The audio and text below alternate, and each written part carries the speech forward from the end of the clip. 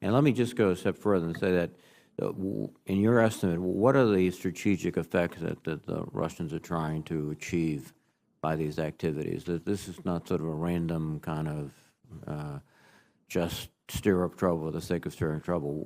What's the strategic objectives? Sir, their overall objective is to undermine the governments that oppose them, to reinforce the political parties in each of those countries that might be aligned with them, to demonstrate the weakness of the West and undermine the U.S. and the West. They want to ensure that they can dominate, particularly their periphery, and they're doing that through this asymmetric approach. Now, you've indicated that you're, particularly with the European Defense Initiative, the Response Initiative, are beginning to reorganize, re-equip, et cetera. Can you give us a sense of your priorities? You had a long list of activities that you feel you have to undertake, but the top 3 issues that you have to get accomplished in the near future. Sir, the top 3 that we have to get accomplished, I think first of all, is we have to get our posture correct for deterrence.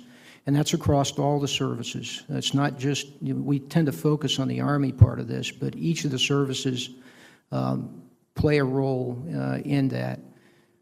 Secondly, we have to ensure that our command has made the transition to a command that can command and control in the dynamic environment and against an aggressor like Russia. We just recently had our command post exercise. We have every 2 years.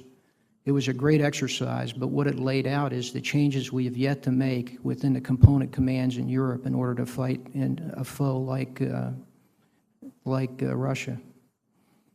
And with respect to the Ukraine, our expert Colonel Tusi, who did a superb job, suggested that that's really the critical arena at the moment, that if they're able to subvert the Ukraine, then that'll send shockwaves throughout Europe. Is that your assessment? And just generally, how are we collectively, both NATO, the United States, EUCOM, and the EU, doing in terms of our efforts in the Ukraine? I think the good news with respect to Ukraine is that we're unified and we're organized. NATO has a defense fund that supports it along the very similar lines to the U.S.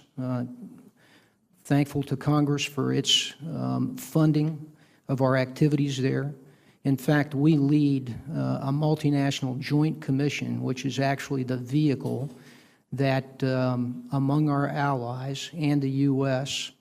assesses and then directs the reform that needs to take place in conjunction with Ukraine. They also do the assessment of the needs in terms of equipment and training and guide that training.